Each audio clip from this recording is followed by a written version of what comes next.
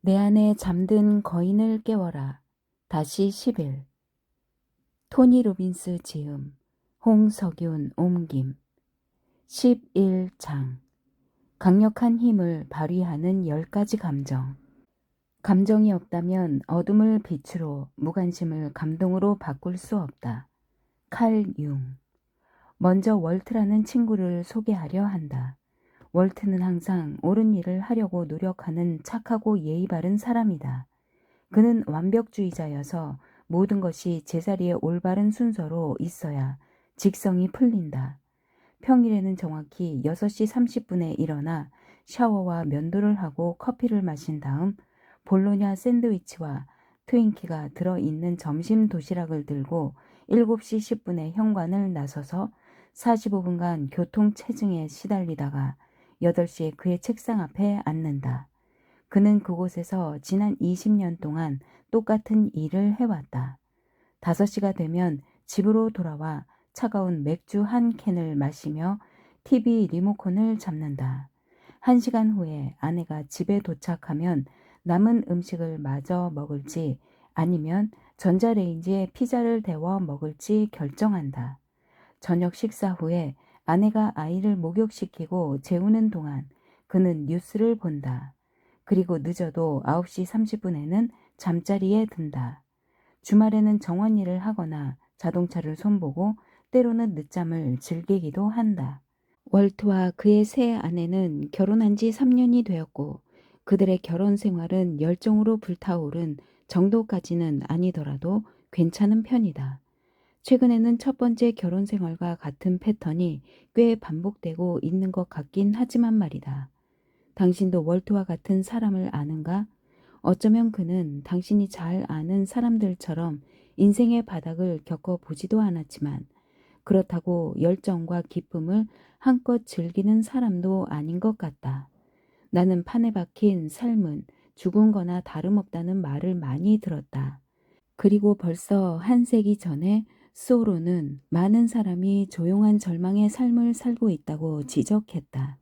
안타깝게도 그로부터 100년이 지나 다음 세기에 넘어가는 지금도 소로의 지적은 여전히 설득력이 있다.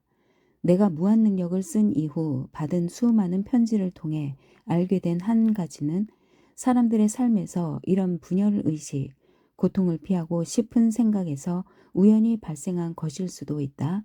와, 더 생생하고 더 열정적이고 더 강렬한 느낌을 추구하려는 갈구가 압도적으로 널리 퍼져 있다는 것이다.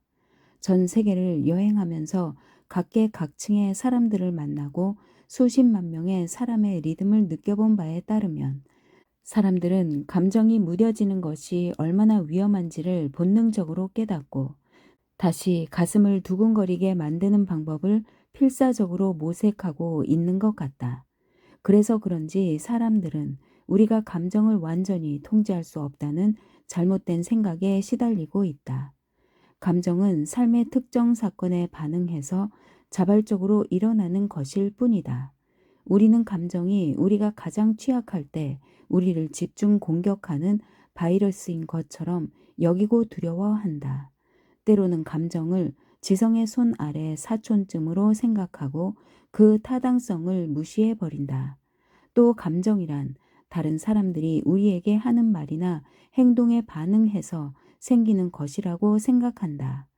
감정에 대한 이 모든 보편적 믿음의 공통점은 무엇일까? 그것은 바로 우리의 감정이라고 부르는 이 신비한 것을 통제할 수 없다는 잘못된 생각이다. 사람들은 특정한 감정을 느끼는 것을 피하고자 어리석은 일도 마다하지 않는다. 마약, 술, 과식, 도박으로 눈을 돌리기도 하고 우리를 쇠약하게 만드는 우울증에 빠지기도 한다. 사랑하는 사람에게 상처 주는 것 또는 상처받는 것을 피하려고 모든 감정을 억눌러 완전히 무감각한 상태가 되거나 처음에 그들을 하나로 묶었던 모든 연결의 감정을 파괴하고 급기야 가장 사랑하는 사람들까지 파괴한다. 나는 사람들이 감정을 다루는데 다음 4가지 기본적인 방법을 사용하고 있다고 생각한다. 이 중에 당신이 오늘 사용한 것은 무엇인가? 1. 회피.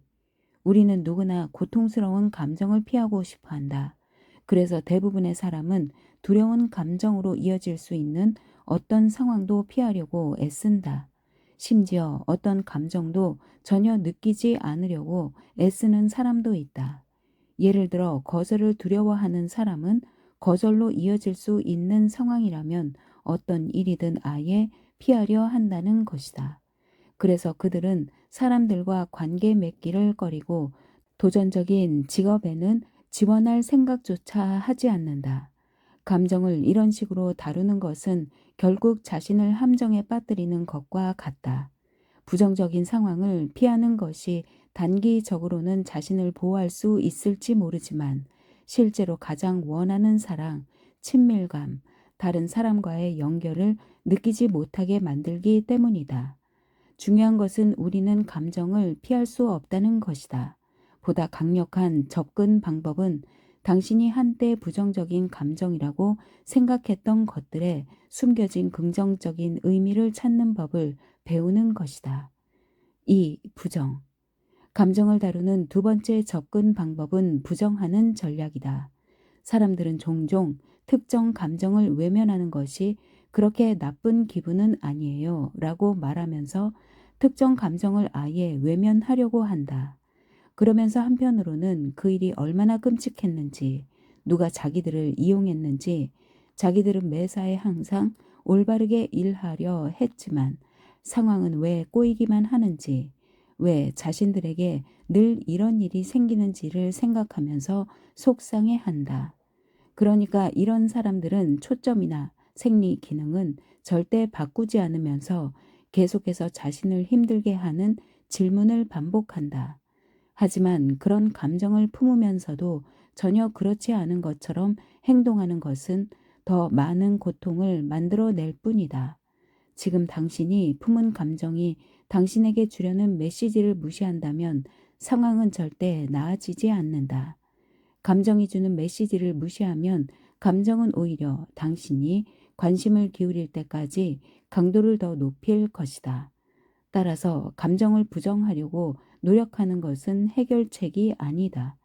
이 장에서 그것을 이해하고 사용하는 전략을 배우게 될 것이다. 3. 경쟁. 많은 사람이 고통스러운 감정과 싸우기보다 도리어 그 감정에 완전히 빠져들기로 마음을 먹는다. 그 감정이 자신에게 보내려 하는 긍정적인 메시지를 배우기보다는 그 감정을 강화하고 실제보다 더 악화시키는 것이다. 그리고 아이러니하게도 그것을 용기의 배지라도 되는 양 생각하고 다른 사람의 감정과 자신의 감정을 경쟁시킨다. 그들은 고통을 당하고 있는 다른 사람에게 이렇게 말한다.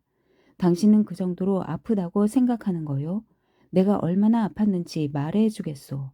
그런 태도가 그들의 정체성의 일부가 되고 차별화 방식이 된다.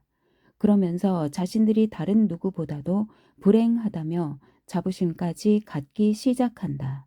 이것은 고통을 겪는 사람들의 가장 치명적인 함정 중 하나다. 이런 식의 접근 방법은 무슨 수를 쓰더라도 피해야 한다. 왜냐하면 자기 충족적 예언이 되어 수시로 나쁜 감정에 빠지게 되고 급기야 자신도 모르게 그런 감정에 갇히게 되기 때문이다. 우리를 고통스럽게 만드는 감정을 다루는 훨씬 강력하고 건강한 접근 방법은 그 감정들이 긍정적인 역할을 한다는 점을 깨닫는 것이다. 다음 항에서 설명하는 학습과 활용이 바로 그것이다. 4. 학습과 활용. 당신이 정말로 제대로 된 삶을 살고 싶다면 감정이 당신을 위해 작동하도록 만들어야 한다. 당신은 그 감정에서 도망칠 수도 없고 무시할 수도 없고 그 의미에 대해 스스로를 속일 수도 없다. 더 중요한 것은 그 감정이 당신의 삶을 좌지우지하도록 내버려 둘 수도 없다. 비록 단기적으로는 고통스러워 보이는 감정일지라도 모든 감정은 당신이 목표에 도달하기 위해 취해야 할 행동을 가리키는 마음의 나침반과 같다.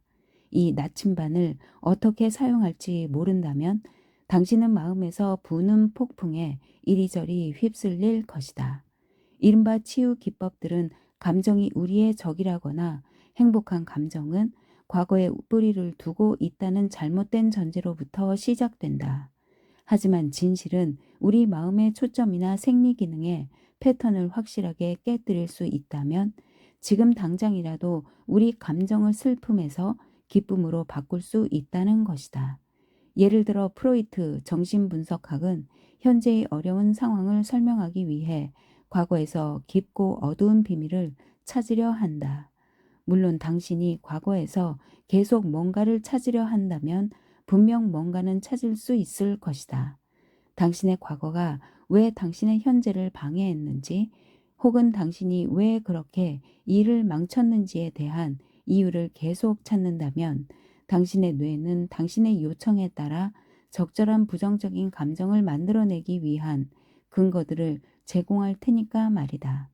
그러니 과거를 추적하기보다는 당신의 미래는 과거와 같을 수 없다는 보편적 믿음을 채택하는 것이 더 낫지 않겠는가? 당신의 감정을 효과적으로 이용하는 유일한 방법은 모든 감정이 당신에게 도움이 된다는 것을 이해하는 것이다.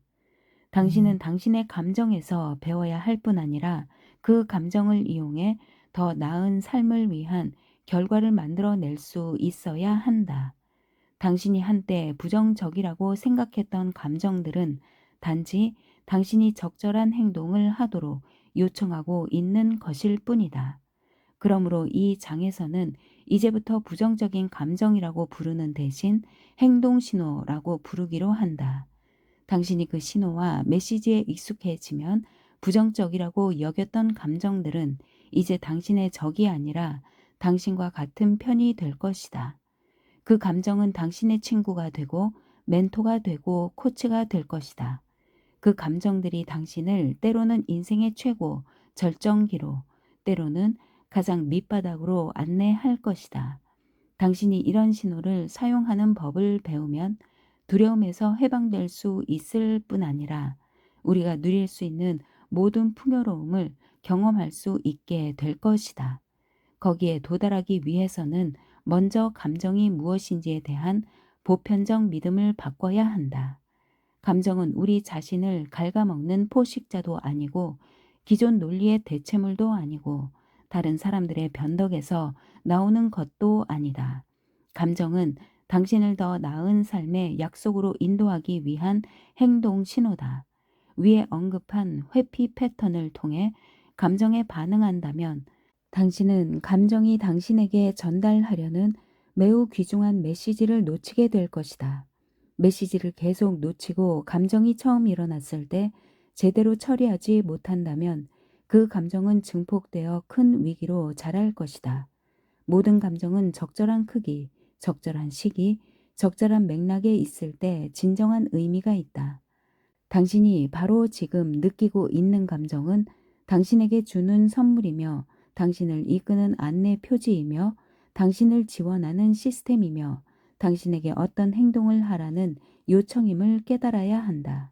당신이 그런 감정을 억누르거나 당신의 삶에서 몰아내려고 하거나 반대로 너무 자라서 모든 것을 좌우하도록 내버려 둔다면 당신은 인생의 가장 소중한 자원 중 하나를 낭비하는 것이다. 그렇다면 감정의 근원은 무엇일까? 당신의 모든 감정의 근원은 바로 당신 자신이다. 당신이 바로 감정을 만들어내기 때문이다. 그런데 사람들은 원하는 감정을 느끼기 위해서는 특정한 경험을 기다려야 한다고 생각한다. 예를 들어 그런 사람들은 특정한 기대를 충족시키지 못하면 스스로 사랑받거나 행복하거나 자신감을 느끼는 게 마땅하지 않다고 생각하고 이를 허용하지 않는다. 하지만 결코 그렇지 않다. 당신은 언제든 당신이 선택하기만 하면 원하는 감정을 느낄 수 있다. 내가 사는 캘리포니아 델마에서 진행한 세미나에서 나는 자기 감정에 정말로 책임이 있는 사람이 누구인지 상기시키기 위해 재미있는 연결고리를 생각해냈다. 이 세미나는 아름다운 4성급 휴양지인 인 로베르주에서 열렸는데 이곳은 바다 바로 옆에 위치해 있고 기차역과도 가까운 곳이었다. 그래서 하루에 4번 정도 기차가 지나가면서 내는 큰 기적 소리를 들을 수 있다. 그런데 일부 참가자들은 그 소리가 세미나를 듣는데 방해된다며 짜증을 냈다. 그들은 아직 경험을 바꿔주는 어휘에 대해 배우지 않았다.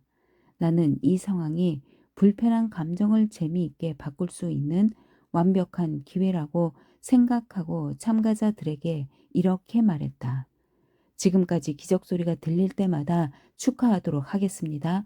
여러분이 기적 소리를 들을 때마다 얼마나 기분이 좋아지는지 보도록 합시다. 우리는 기분이 좋아지려면 그럴 만한 사람이나 상황이 오기를 기다리는 경향이 있지요. 하지만 누가 그럴 만한 사람이고 무엇이 그럴 만한 상황인지를 누가 결정하나요? 당신이 기분이 좋다면 누가 기분을 좋게 만들었나요? 바로 당신 자신입니다. 하지만 우리는 A, B 아니면 C가 일어날 때까지 기다려야만 우리 기분이 좋아진다는 잘못된 규칙을 가지고 있습니다.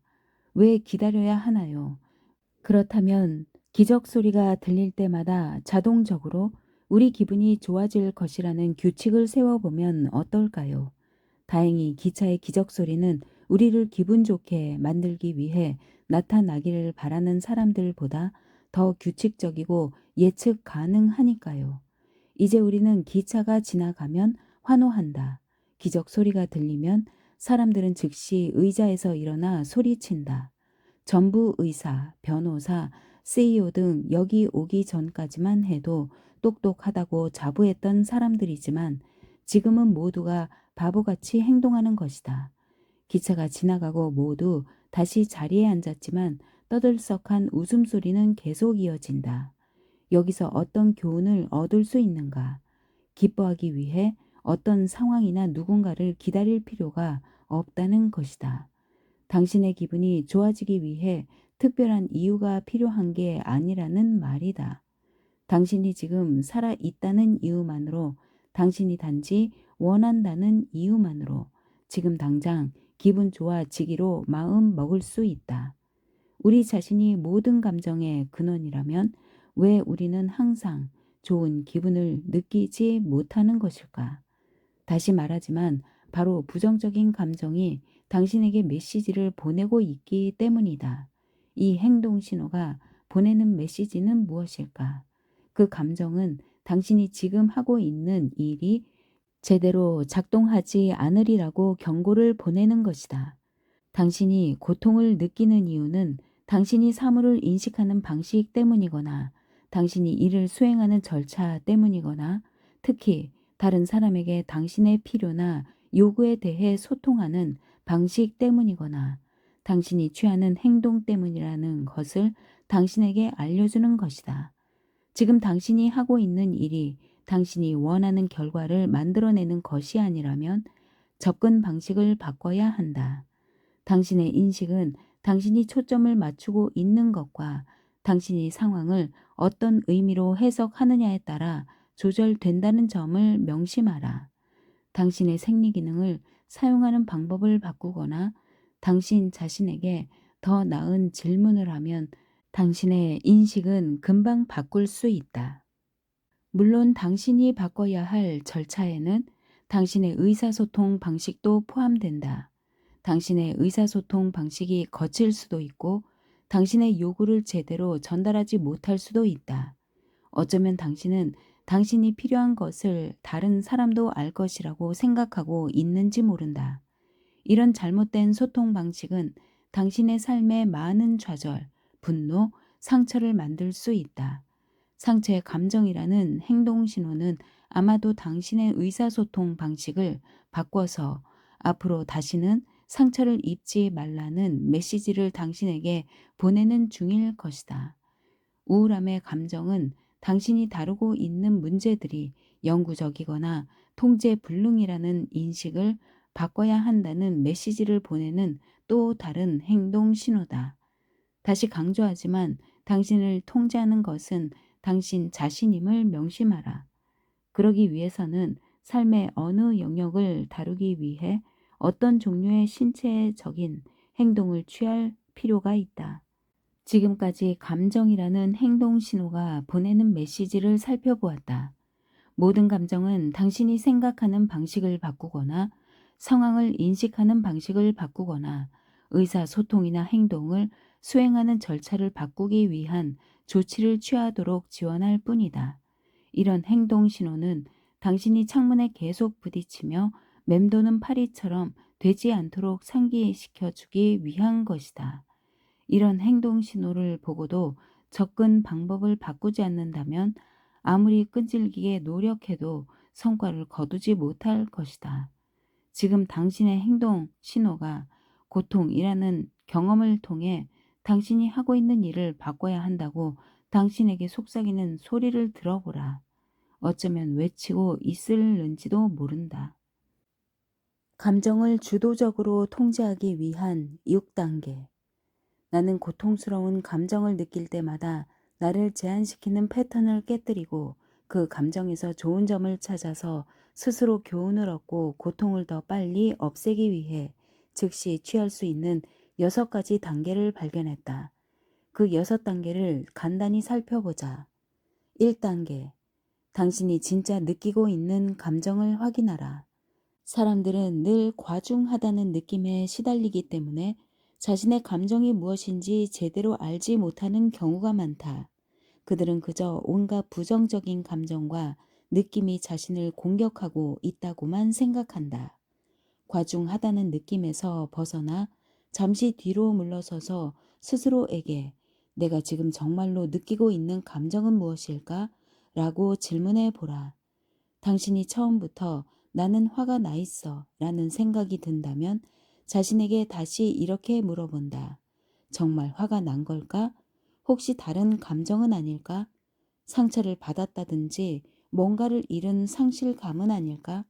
상처를 입었거나 상실감이라면 분노의 감정만큼 강렬하지는 않다. 당신의 진짜 감정을 확인하기 위해 잠시 시간을 내서 당신이 느끼는 감정에 의문을 품기 시작하는 것만으로도 당신이 경험하고 있는 감정의 강도를 낮출 수 있고, 그러면 그 상황을 훨씬 더 빠르고 쉽게 처리할 수 있다. 예를 들어 당신이 지금 나는 거절당한 기분이야 라고 말한다면 자신에게 정말 거절당한 기분인가? 아니면 내가 사랑하는 사람으로부터 분리 의식을 느끼고 있는 건가? 거절당한 기분인가? 아니면 단지 실망감을 느꼈을 뿐인가? 거절당한 기분인가? 아니면 조금 불편한 느낌인가?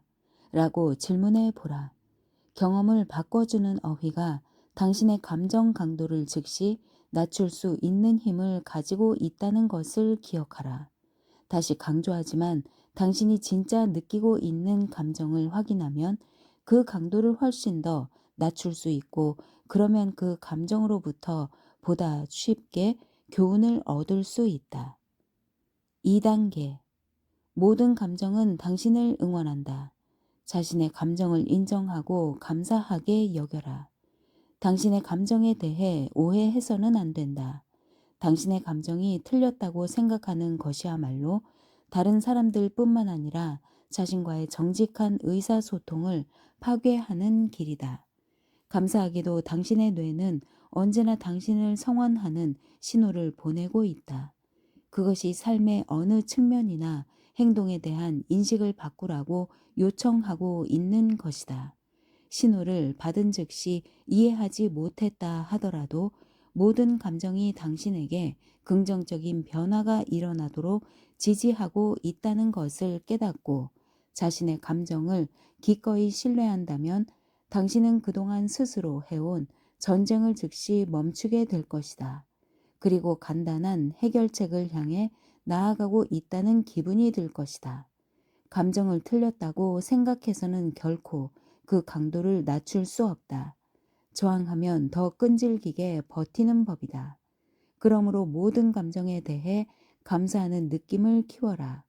그러면 당신의 감정은 관심 받기를 원하는 아이처럼 즉시 진정될 것이다. 3단계.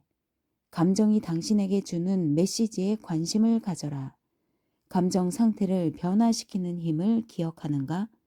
당신이 무언가를 배우는 것에 대해 진지하게 관심을 갖는 마음 상태에 있다면 어떤 감정 상태라도 즉각적으로 패턴을 깨뜨릴 수 있으며 당신 자신에 대해서도 더 많은 것을 배울 수 있을 것이다.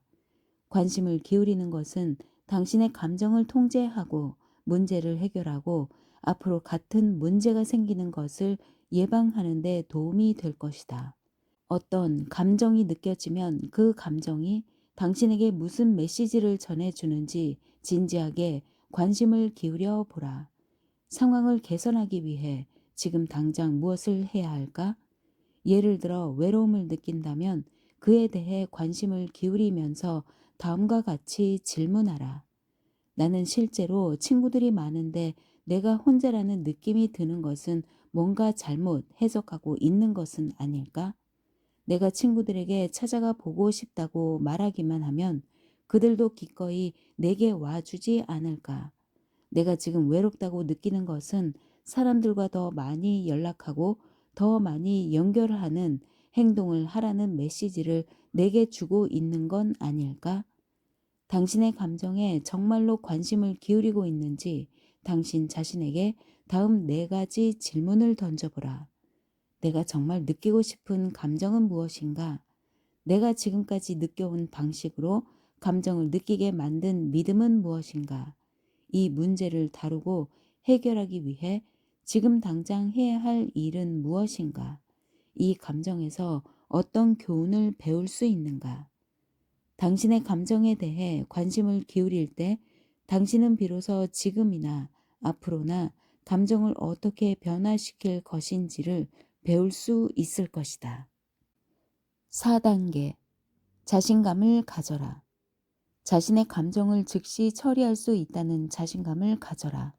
모든 감정을 다루는 가장 빠르고 가장 쉽고 가장 강력한 방법은 비슷한 감정을 느꼈을 때를 기억하고 그때에도 이 감정을 성공적으로 처리했음을 상기시키는 것이다. 과거에도 잘 처리했으니 이번에도 잘 처리할 수 있으리라고 생각하는 것이다. 당신이 과거에 이 행동 신호를 받고 그것을 잘 이겨낸 적이 있다면 당신은 이미 감정 상태를 어떻게 바꿔야 할지에 대한 전략을 가지고 있는 것이다. 그러니 지금 당장 모든 걸 멈추고 비슷한 감정을 느꼈던 때와 그 감정을 어떻게 긍정적으로 처리했는지 생각해 보라. 감정을 바꾸기 위해 당신이 지금 당장 할 수 있는 일에 대한 롤 모델이나 체크리스트로 이것을 활용하라. 그때 당신은 어떻게 행동했는가? 당신이 초점을 맞추고 있던 것이나 당신 자신에게 하는 질문이나 상황에 대한 당신의 인식이 바뀌었는가? 아니면 새로운 조치를 취했는가?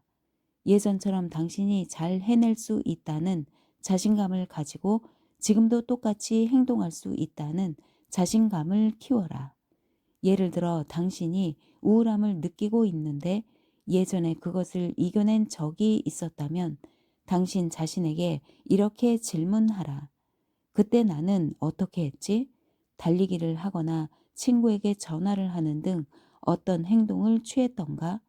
당신이 과거에 했던 행동으로 어떤 변화를 이루어냈다면 지금도 그때와 똑같이 행동하라.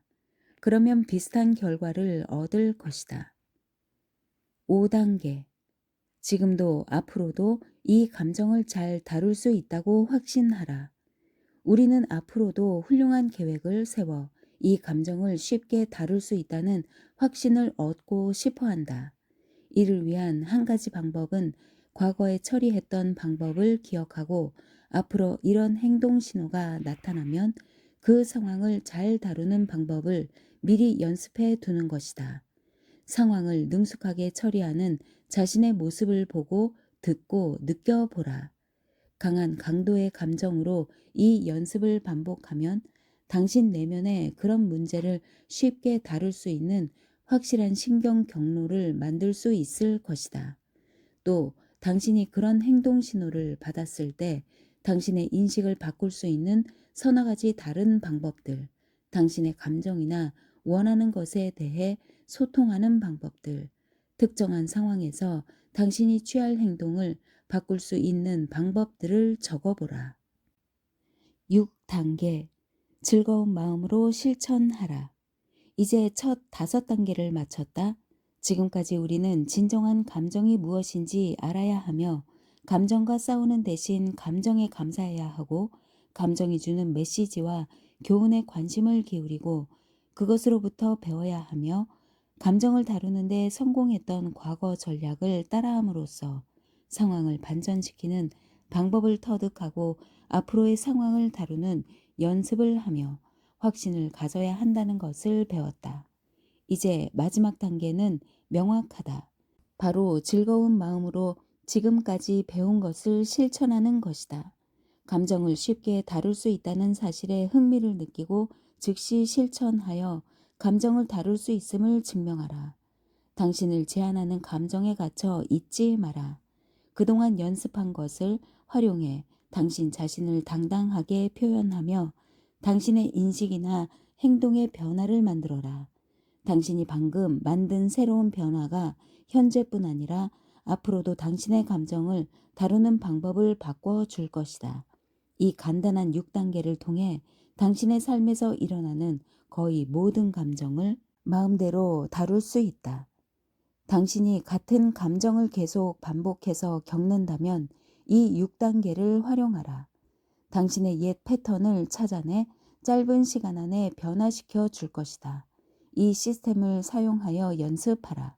모든 새로운 습관이 그렇듯이 처음에는 실행하는 것이 귀찮게 느껴질 수도 있다. 하지만 계속 반복해서 연습할수록 더 쉬워지고 머지않아 그동안 감정적 지뢰밭이라고 생각했던 곳을 지나 당신의 길을 개척해 나갈 수 있게 될 것이다. 그리고 각 단계를 거칠 때마다 목표를 달성하기 위해 어디로 가야 할지를 보여주며 당신을 안내하는 개인 코치들을 만나게 될 것이다. 감정을 다루기 가장 좋은 때는 당신이 그 감정을 처음 느끼기 시작할 때라는 점을 명심하라. 감정이 크게 자라버리면 그 패턴을 깨뜨리기가 훨씬 더 어려워진다. 내 철학은 괴물은 자라기 전에 죽여야 한다는 것이다. 행동 신호를 받을 때 즉시 이 시스템을 사용하면 거의 모든 감정을 빠르게 처리할 수 있다. 10가지 행동 신호. 1. 불안. 불안한 감정은 그 강도가 그리 크지는 않지만 우리를 계속 괴롭히고 상황이 좋지 않다는 느낌을 지속적으로 만들어낸다. 메시지, 지루함, 조바심, 걱정, 고민, 가벼운 당혹감 등 불안한 감정은 당신에게 무언가 제대로 되고 있지 않다는 메시지를 보내는 것이다. 당신이 사물을 인식하는 방식이 잘못되었거나 여러분이 취하는 행동이 원하는 결과를 만들어내지 못할 수 있다. 해결 방안. 불안한 감정을 다루는 것은 비교적 간단하다. 1. 이 책에서 이미 배운 기술을 사용해 당신의 마음 상태를 바꿔라. 2. 당신이 원하는 것을 명확히 하라. 3. 당신의 행동 패턴을 개선한다. 접근 방식을 조금 바꾸면 현재 상황에 대한 감정을 즉시 바꿀 수 있는지, 그리고 결과도 바꿀 수 있는지 알아보아라. 모든 감정이 그렇듯이 불안한 감정도 초기에 처리하지 않으면 점점 강도가 높아진다. 현재의 불안함이 어느 정도 고통스러운 감정이긴 하지만 고통의 감정이 올 것이라는 예상에서 오는 감정 강도는 현재의 불안함보다 훨씬 더 강렬할 수 있다. 우리의 상상력이 현실에서의 경험보다 강도를 10배나 더 높일 수 있다는 점을 기억하라. 체스와 무술에는 공격을 받을지 모른다는 위협이 공격 그 자체보다 더 크다라는 말이 있다. 극심한 고통이 올 것이라고 예상하기 시작하면 우리는 대개 두려운 감정의 행동 신호를 개발하게 된다. 2. 두려움. 두려운 감정은 낮은 수준의 염려와 근심에서부터 심한 걱정, 불안, 경악, 극심한 공포에 이르기까지 다양하다. 두려움은 오직 하나의 목적을 품고 있으며 그 메시지도 단순하다. 메시지: 두려움은 곧 일어날 어떤 일에 대한 준비가 필요하다고 예상하는 것이다.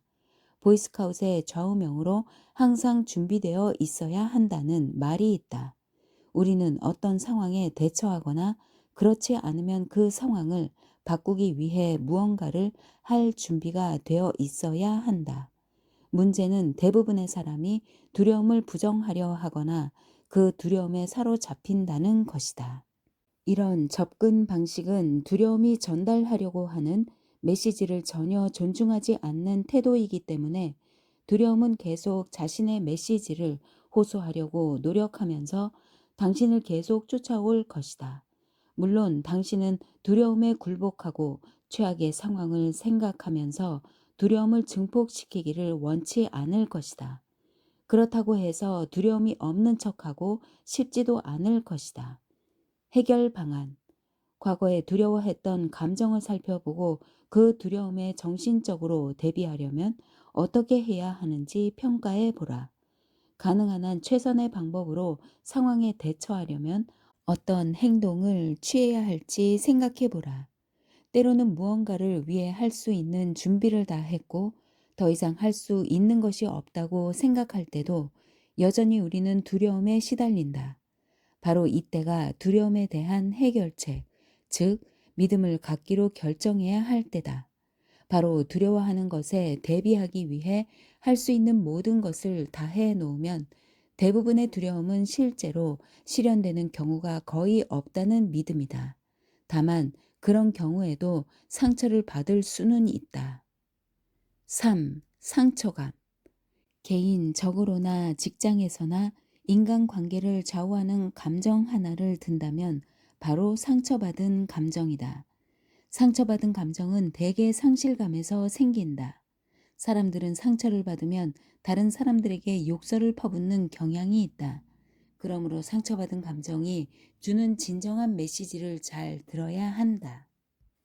메시지: 상처받은 감정 신호가 우리에게 주는 메시지는 우리에게 충족시키지 못한 기대가 있다는 것이다. 상대방이 약속을 지킬 것이라고 기대했는데 지키지 않았을 때 종종 이런 느낌이 발생한다. 예를 들어 당신과 상대방 둘이 얘기한 것을 다른 사람에게는 얘기하지 않을 것이라고 기대했는데 그런 생각을 상대방에게 말하지 않았다고 해서 상대방이 그 얘기를 다른 사람에게 한 경우, 이 경우 당신은 그 사람과의 친밀감이 상실되었다는 느낌, 어쩌면 신뢰감이 상실되었다는 느낌이 든다. 그 상실감이 상처받은 감정을 만들어낸다. 해결 방안 1. 실제로는 잃어버린 게 아무것도 없다는 것을 깨달아라. 당신이 정말 잃어야 할 것은 이 사람이 당신에게 상처를 주려 한다는 잘못된 인식이다. 어쩌면 그 사람은 자신의 행동이 당신에게 상처를 주었을지 모른다는 생각조차 하지 않을 것이다. 2. 두 번째로 잠시 상황을 재평가하는 시간을 가져라. 스스로에게 이렇게 물어보라. 정말 잃어버린 게 있기는 한가? 아니면 내가 이 상황을 너무 조급하거나 매몰차게 판단한 건 아닐까? 3. 상대방에게 당신이 상실감을 느꼈다는 것을 우아하고 적절하게 표현하라. 지난번에 이러저러한 일이 있었을 때 당신이 내게 관심이 없다고 잘못 오해해서 상실감을 느꼈답니다. 실제로는 어땠는지 말씀해 주실 수 있나요? 당신의 의사소통 방식을 바꾸고 실제로 어땠는지를 명확히 확인하는 것만으로도 상처받았다는 느낌이 순식간에 사라지는 것을 발견하게 될 것이다. 상처받은 감정은 제때 치료하지 않으면 점점 증폭되어 분노로 변화하는 경우가 많다. 4. 분노: 분노의 감정은 가벼운 짜증에서부터 화, 분개, 분노, 격분에 이르기까지 다양하다. 메시지: 분노의 감정이 보내는 메시지는 당신이 평생 지켜온 중요한 규칙이나 기준이 다른 누군가에 의해 혹은 어쩌면 당신 자신에 의해 위반되었음을 알려주는 것이다. 행정 규칙에 대해서는 16장에서 자세히 다룬다. 분노의 메시지를 받았을 때도 당신은 그 감정을 한순간에 바꿀 수 있다는 점을 반드시 알아야 한다. 해결 방안 1. 당신이 상황을 완전히 잘못 이해했을 수도 있고 그 규칙이 당신에게 얼마나 중요한 것인지 그 규칙을 꼭 지켜야 한다고 당신이 생각하고 있는지 상대방이 잘 몰랐을 수도 있다는 것을 알아야 한다. 2. 누군가 당신의 기준이나 규칙을 위반했다고 해도 당신의 규칙이 반드시 옳다는 법은 없다는 사실을 깨달아라. 당신이 아무리 강력하게 지켜온 규칙이라 하더라도 말이다. 3. 당신에게 보다 힘을 불어 넣어주는 질문을 하라. 따지고 보면 이 사람이 나에 대해 관심을 기울이고 있는 게 맞을 거야. 그렇지? 그리고 이렇게 질문하면서 분노를 멈춰라. 이것으로부터 무엇을 배울 수 있을까? 어떻게 하면 내가 지키는 기준의 중요성을 이 사람이 나를 돕고 쉽게 만드는 방식으로 표현해서 이 사람이 앞으로 다시는 이 기준을 위반하지 않도록 할 수 있을까? 예를 들어 화가 났다면 당신의 인식부터 바꿔보라. 그 사람은 정말로 당신의 규칙을 몰랐을 수 있다. 또 당신이 소통하는 절차를 바꿔보라. 어쩌면 당신이 정말로 요구하는 것을 효과적으로 표현하지 못했을 수도 있으니까. 또 당신의 행동을 바꿔보라. 예를 들어 그 사람 앞에서 이렇게 말해보라. 이봐, 이건 우리끼리 얘기다. 다른 사람에게는 말하지 않겠다고 약속해 주게나? 나한테는 정말 중요한 일이니까. 계속 화를 내고 자신이 지켜온 기준과 규칙을 충족시키지 못하면 결국 좌절감으로 이어진다. 5. 좌절감. 좌절감은 여러 가지 원인에서 생길 수 있다. 끊임없이 노력하지만 보상을 받지 못하면 우리 삶이 장애물에 둘러싸여 있다는 느낌이 들고 그럴 때마다 좌절감을 느끼게 된다. 메시지.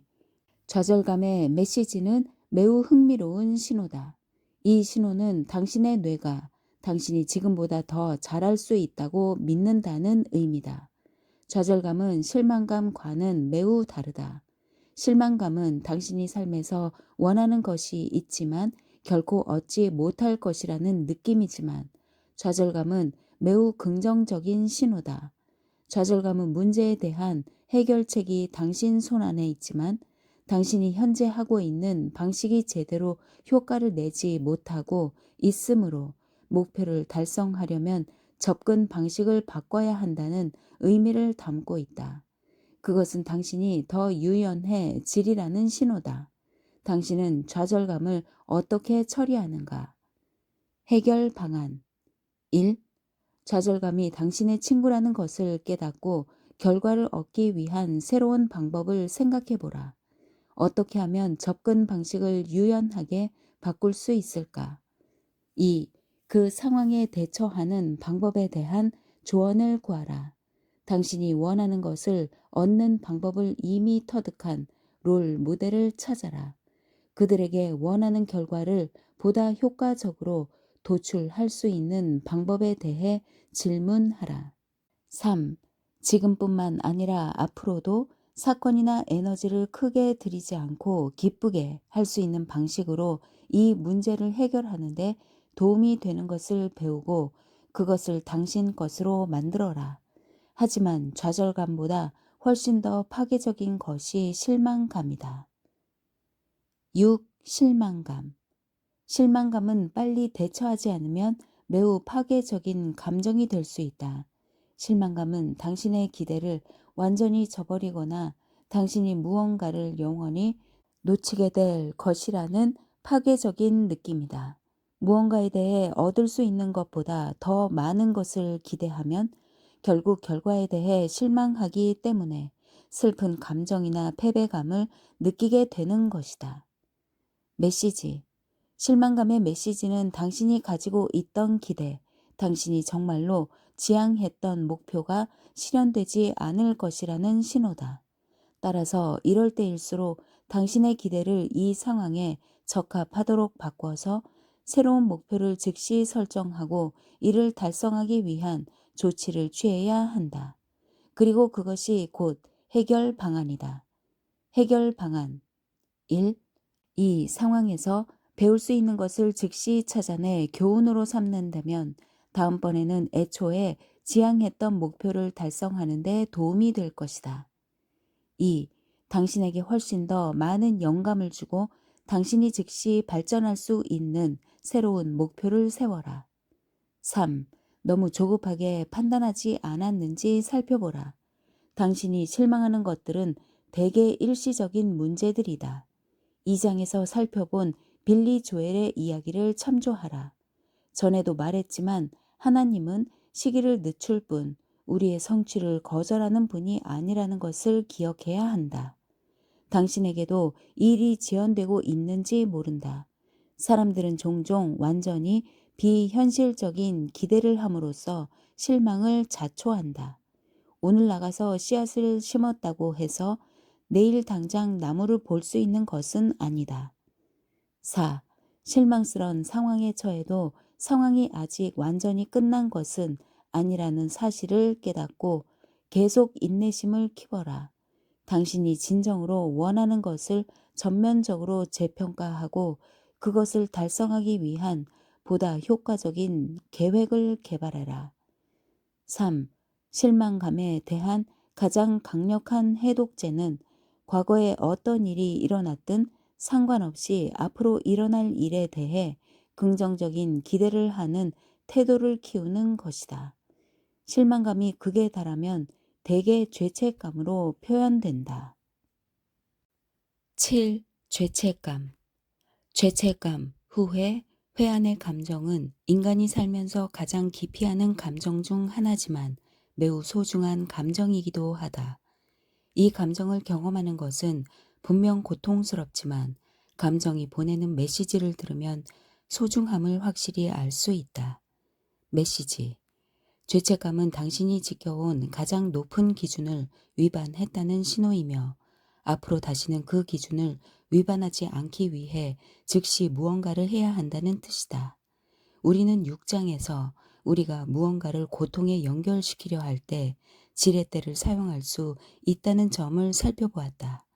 어떤 행동에 고통이 충분히 연결되어 있으면 우리는 그 행동을 바꿀 수 있다. 그러니까 가장 강력한 지렛대는 우리 자신에게 고통을 주는 것이다. 죄책감은 많은 사람이 행동을 바꾸는 데 사용할 수 있는 최후의 지렛대다. 하지만 어떤 사람들은 죄책감을 부정하고 억압하는 방식으로 다루려고 한다.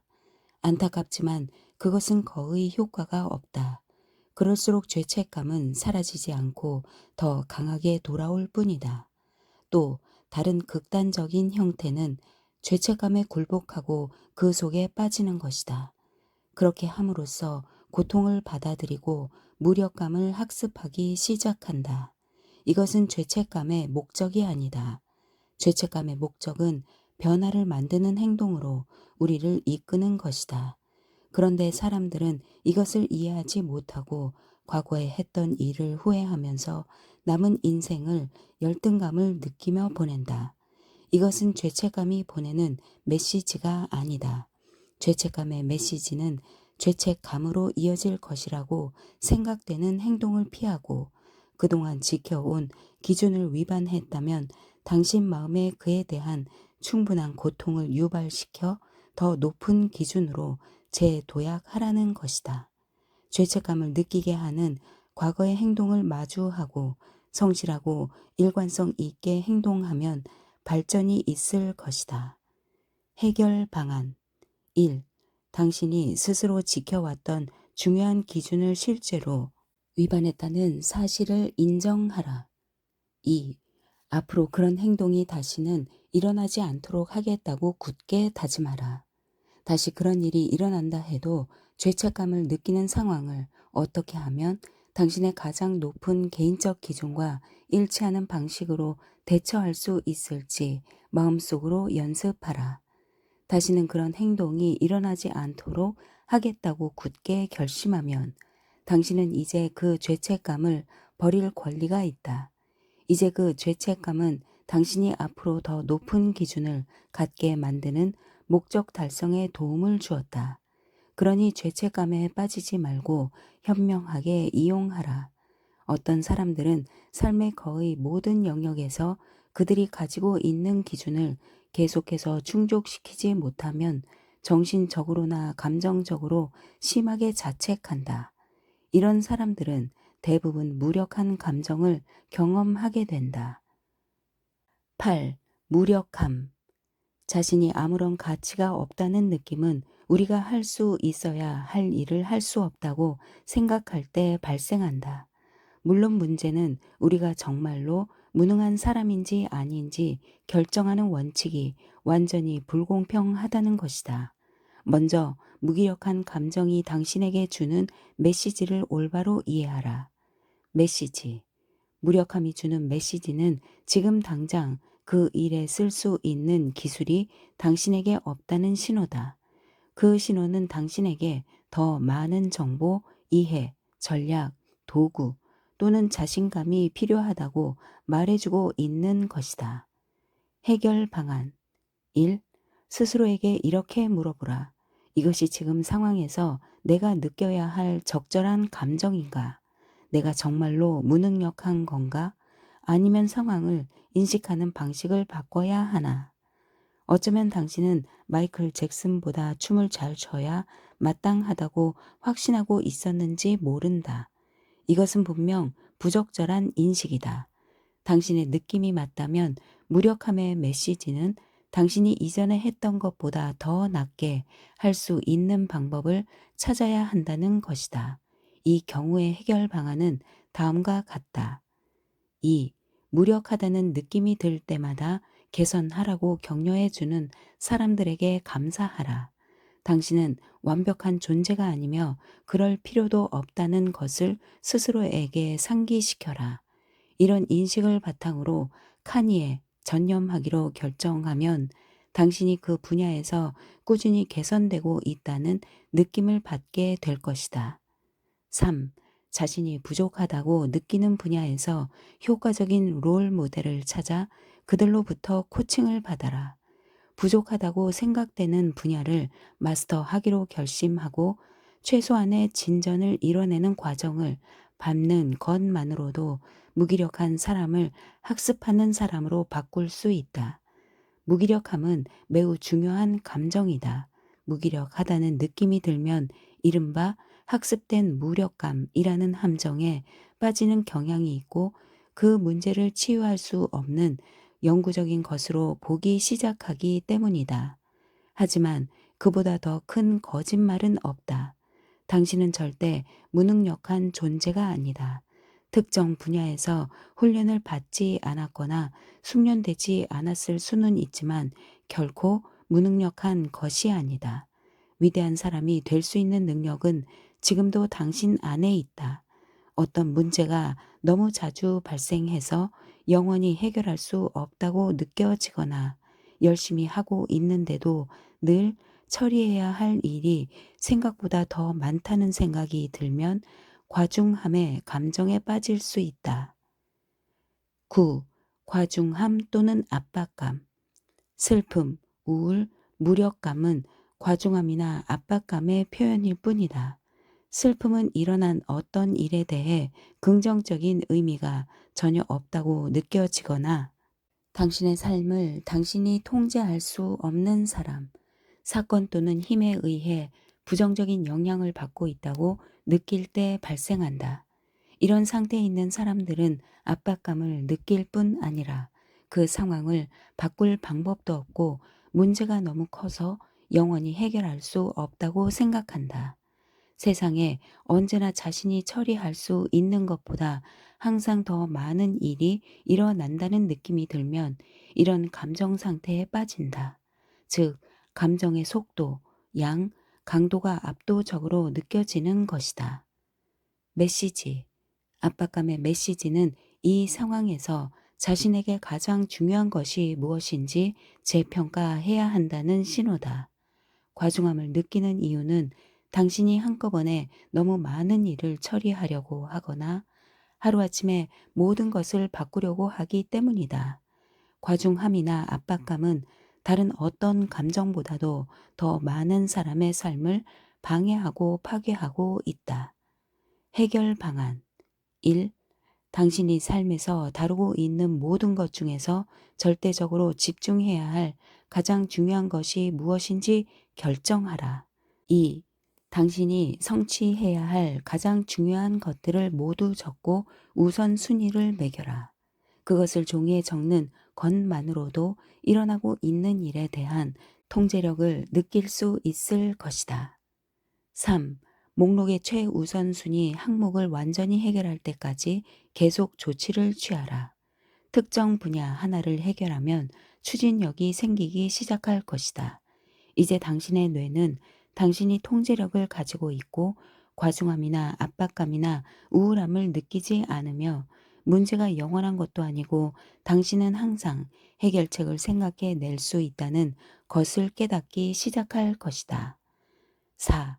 슬픔 같은 압박감을 내버려 두는 것이 적절하다는 느낌이 들면 당신이 통제할 수 있는 것에 초점을 맞추고 비록 아직 이해되지 않는다 하더라도 거기에는 당신의 힘을 북돋우는 어떤 의미가 있다는 사실을 이해하도록 노력하라.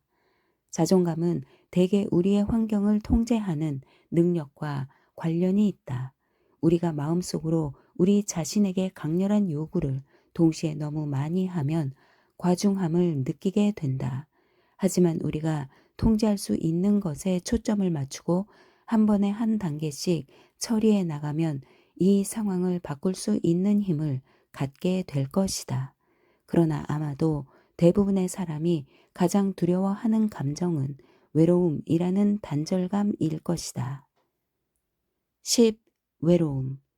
우리가 혼자라는 생각이 들거나 다른 사람들과 떨어져 분리되어 있다고 느끼게 하는 모든 것이 이 범주에 속한다. 당신은 극심한 외로움을 느껴본 적이 있는가? 아마도 살아있는 사람이라면 누구나 외로움을 느껴봤을 것이다. 메시지. 외로움의 메시지는 사람들과의 관계가 필요하다는 신호다. 하지만 그 메시지가 정말로 의미하는 것이 무엇일까? 사람들은 그것이 성적인 관계나 즉각적인 친밀감을 의미한다고 생각한다. 그러나 그렇게 생각하면 곧 좌절감을 느끼게 될 것이다. 사람들은 친밀감을 느끼고 있을 때도 여전히 외로움을 느끼기 때문이다. 해결 방안 1.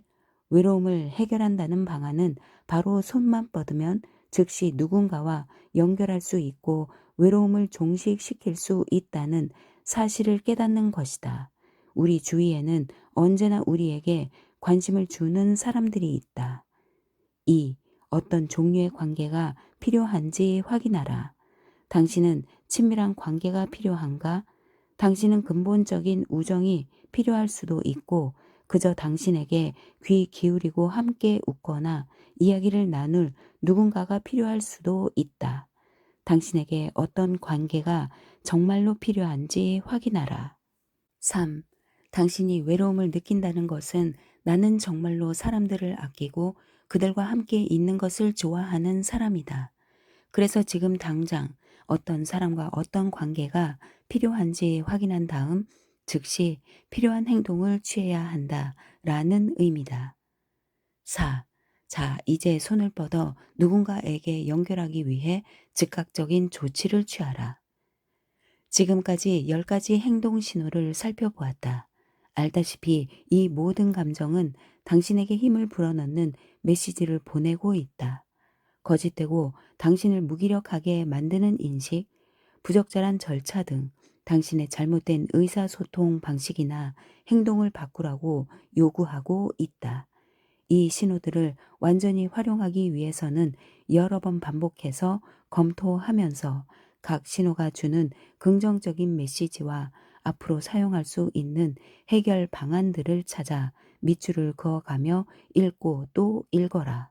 거의 모든 부정적 감정들은 10가지 범주에 있거나 몇 가지가 섞인 것들이다.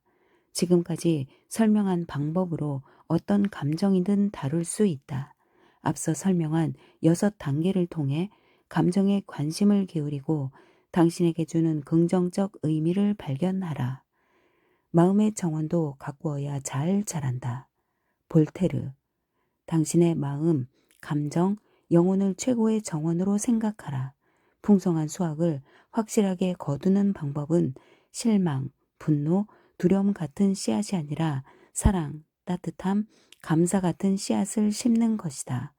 행동 신호를 정원의 잡초로 생각하라. 잡초는 자신을 뽑으라는 행동을 요구하고 있다. 당신은 무언가를 해야 해요. 더 좋고 건강한 식물들이 자랄 수 있는 공간을 만들기 위해서는 이것을 뽑아내야 합니다. 라고 말하고 있는 것이다. 당신이 원하는 종류의 식물을 계속 재배하려면 잡초를 발견하는 즉시 뽑아라.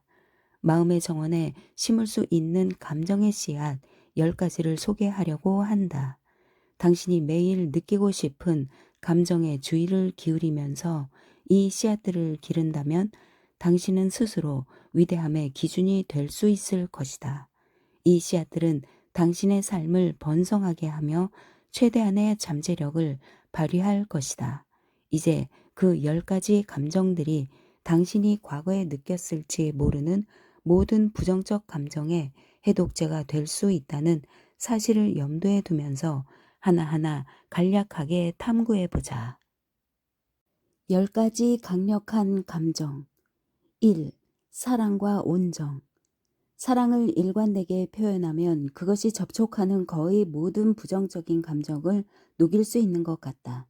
누군가 당신에게 화를 낸다면 당신은 기적 수업이라는 책에 나오는 모든 의사소통은 사랑의 응답이거나 도움을 요청하는 외침이다. 라는 구절이 보여주는 놀라운 믿음을 채택함으로써 그들과 여전히 사랑을 유지할 수 있다. 누군가가 상처를 입거나 화가 난 상태에서 당신에게 다가왔는데 당신이 사랑과 온정으로 일관되게 반응한다면 결국 그들의 상태는 변하고 그들의 화는 녹아 없어질 것이다. 충분히 사랑할 수 있다면 세상에서 가장 강력한 사람이 될 수 있다. 에밋 폭스, 아일랜드의 사상가. 2. 감사하는 마음. 가장 강력한 감정은 다양한 방식으로 표현된 사랑이라고 생각한다. 내게 있어 감사하는 마음과 존중하는 마음은 가장 영적인 2가지 감정이며 삶과 사람들과 경험이 나에게 준 모든 선물에 대한 감사와 사랑을 생각과 행동을 통해 적극적으로 표현하는 것이다. 이런 감정 상태에서 계속 산다면 당신의 삶의 가치는 그 무엇보다 드높아질 것이다. 이런 감정을 키워나가는 것이야말로 자신의 삶을 가꾸는 것이다.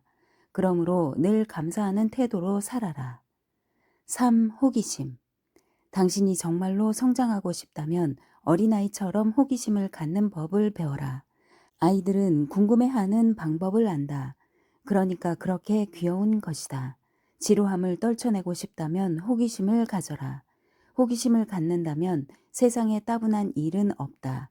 연구하고 싶은 마음이 자연스럽게 생긴다. 호기심을 키우면 인생은 끝없이 즐거운 연구 활동이 된다. 4. 흥분과 열정. 흥분과 열정은 모든 것의 원동력이다. 열정은 어떤 문제라도 엄청난 기회로 바꿀 수 있다. 열정은 우리 삶을 그 어느 때보다 빠른 속도로 앞으로 나아가게 하는 억제할 수 없는 힘이다. 벤자민 디즈레일리의 표현을 약간 달리 말하자면 인간은 열정적으로 행동할 때만 진정으로 위대하다. 그렇다면 열정은 어떻게 얻는 것일까?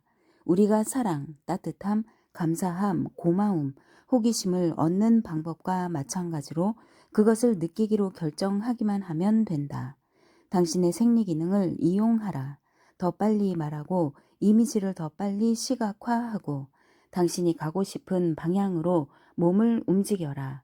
무심코 앉아서 생각만 해서는 안 된다. 책상 앞에 털썩 주저앉아 얕은 숨을 쉬면서 말을 우물거리기만 하면 열정을 채울 수 없다. 5. 결단력. 앞서 설명한 감정들도 매우 중요하지만 이 세상에서 지속적인 가치를 창출하려면 반드시 가져야 할 감정이 있다. 바로 실망스럽고 환멸에 찬 상황과 문제에 대처하는 방법을 지시해 주는 결단력이다. 결단력은 문제에 가로막혀 꼼짝하지 못하는 것과 번개 같은 다짐으로 문제를 돌파하는 것의 차이를 의미한다. 예를 들어 당신이 살을 빼거나 업무상 일을 처리하거나 어떤 일이든 끝까지 해내고 싶을 때 그저 의지에 상관없이 자신을 밀어붙이기만 하지는 않을 것이다. 자신을 결단력 있는 상태로 만들어야 한다.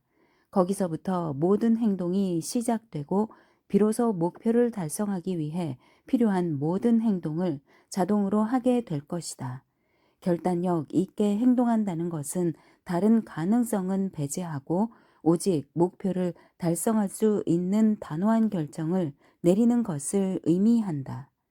결단은 인간의 의지를 일깨우는 경종이다. 토니 로빈스.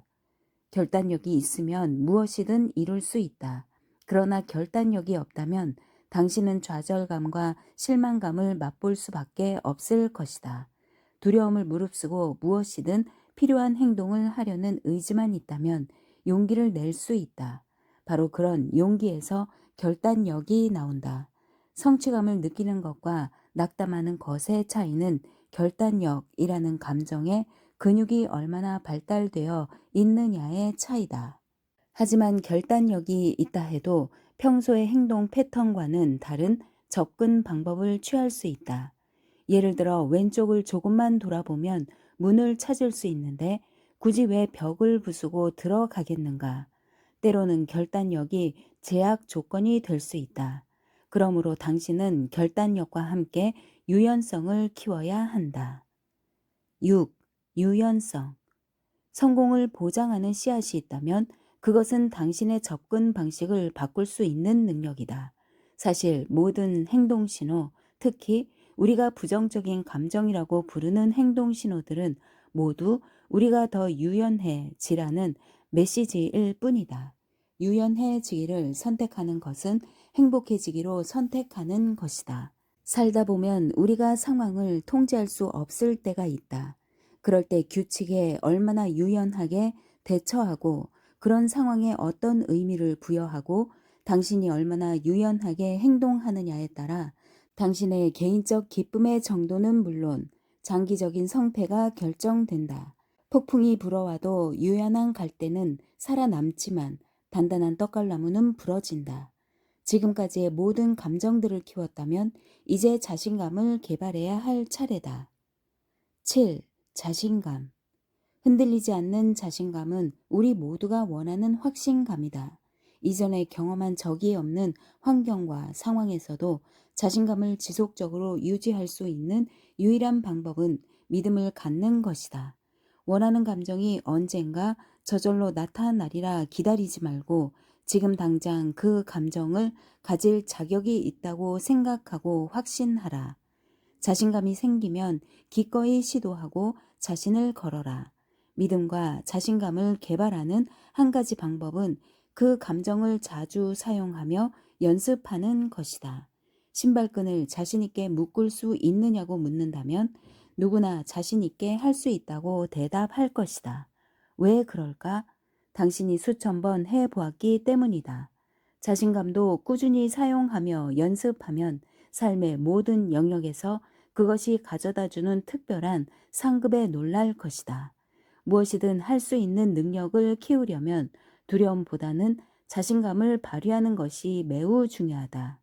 많은 사람이 살면서 자초하는 비극은 두려움 때문에 무언가를 시도하지 않는 것이다.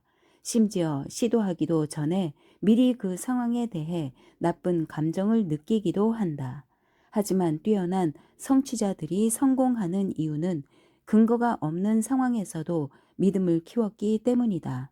믿음에 따라 행동하는 능력은 인류를 전진시키는 힘이 있다.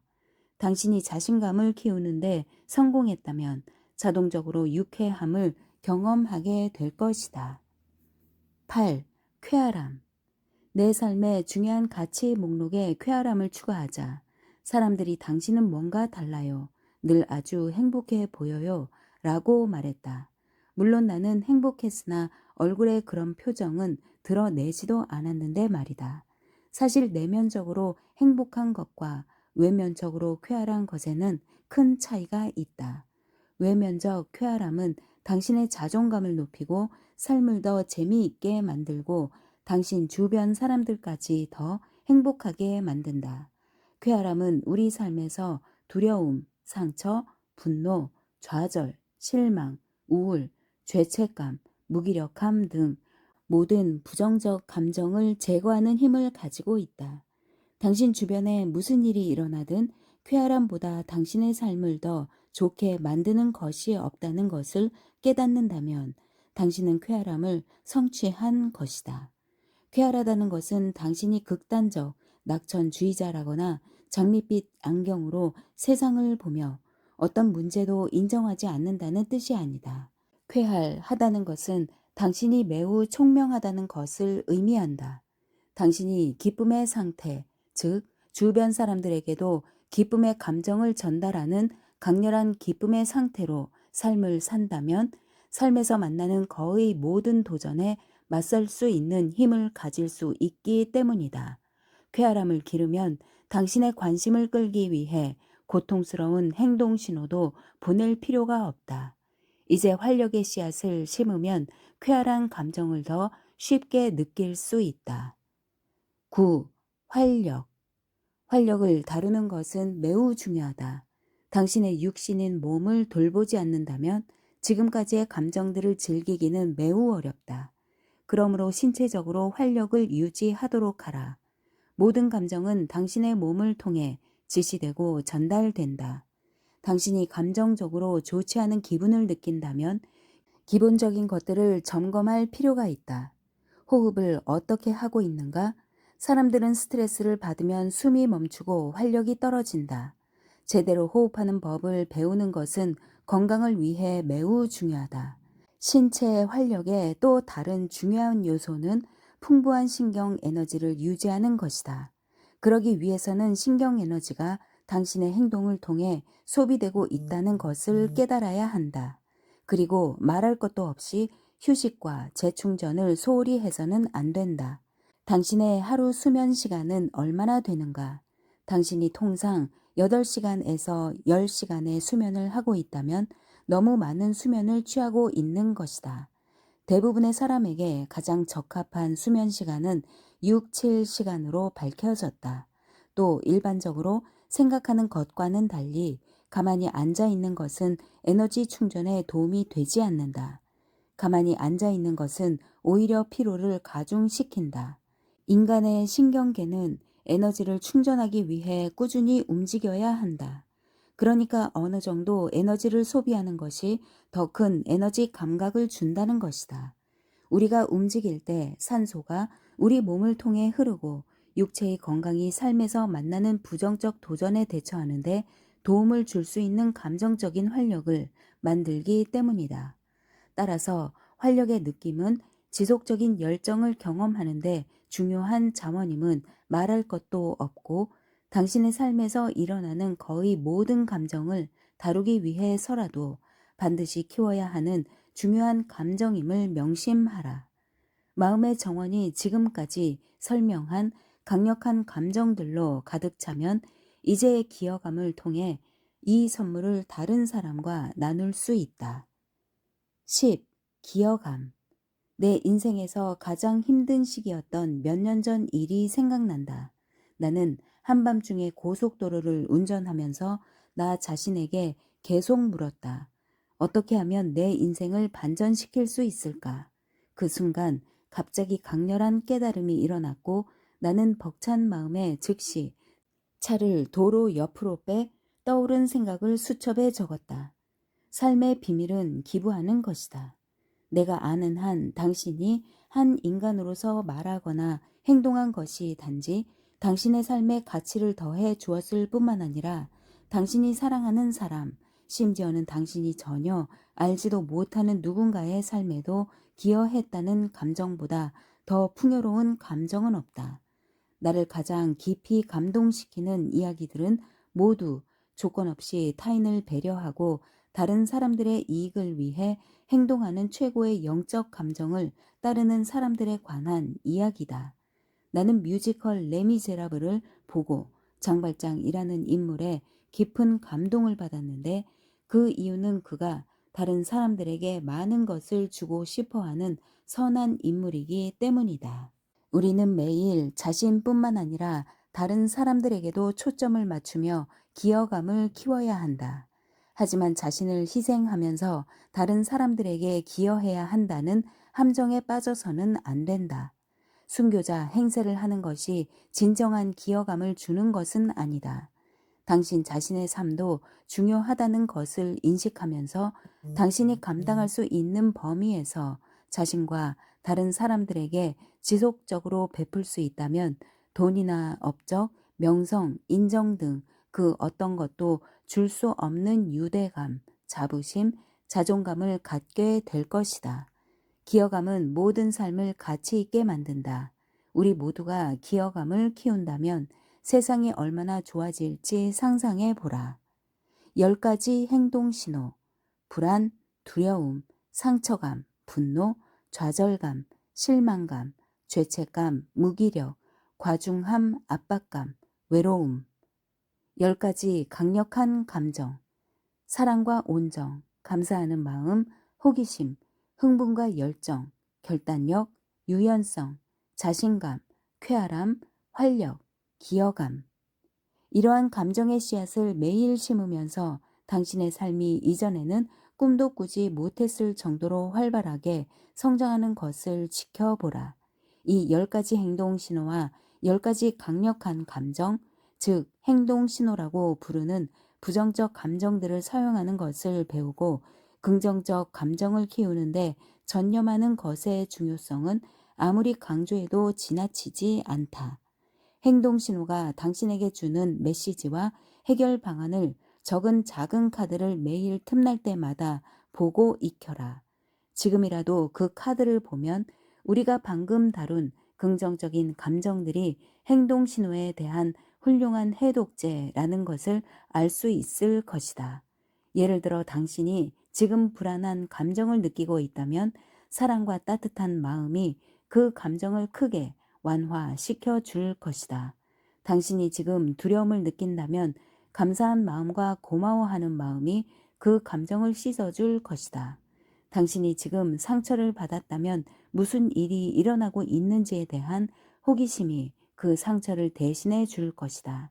당신이 지금 화가 나 있다면 그 감정을 흥분과 열정으로 바꿔서 당신이 성취할 수 있는 것을 생각해 보라. 좌절감을 느끼고 있다면 결단력을 사용해 극복할 수 있고 실망감은 유연하게 접근함으로써 해소할 수 있다. 죄책감은 당신이 새로운 기준을 고수하겠다는 확신감을 갖게 되는 순간 사라진다. 무력함은 쾌활함을 느낄 때 사라진다. 더 이상 무기력이 자리할 공간은 없다. 과중함은 개인의 힘과 활력으로 물리칠 수 있다. 외로움은 타인에게 기여하는 방법을 알아내는 순간 녹아 없어진다. 이제 당신을 단순하고 강력한 감정의 도구에 완전히 연결시켜줄 과제를 수행해보자. 1. 다음 이틀 동안 당신이 무력해지거나 부정적인 감정을 느낄 때마다 감정 숙달을 위한 6단계를 수행하라.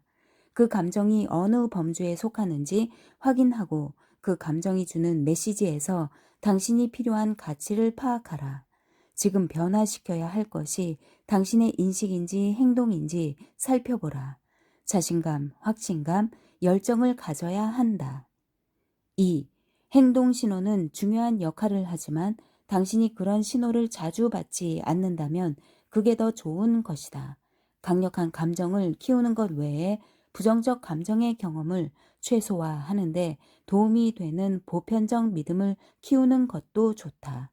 예를 들어 나는 결코 남들로부터 버림받을 수 없다는 믿음을 굳게 가지고 있었기 때문에 내 삶에서 버림받은 느낌, 외로움을 아예 지워버렸다. 설령 내가 사랑하는 사람이 나를 버리려고 한다 해도 나는 그들의 결정을 그대로 따를 것이다. 내게는 이 또한 지나가리라. 사랑은 내 인생에서 반드시 필요한 것이지만 다른 모든 것도 내게 꼭 필요한 것들이다. 내가 전념한다면 길은 언제나 있다. 같은 힘을 주는 다른 믿음이 있으니까.